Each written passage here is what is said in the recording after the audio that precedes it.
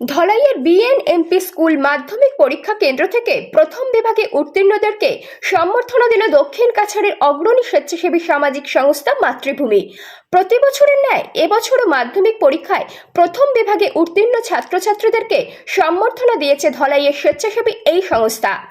উল্লেখ্য, সংস্থা ক্রীড়া ও সাংস্কৃতিক কার্যক্রম সহ বিভিন্ন সেবামূলক কাজ করে আসছে। দুস্থ মানুষদের পাশে দাঁড়ানোর পাশাপাশি ছাত্রছাত্রীদেরকেও বিভিন্নভাবে উৎসাহ দিয়ে যাচ্ছে মাতৃভূমি সামাজিক সংস্থা।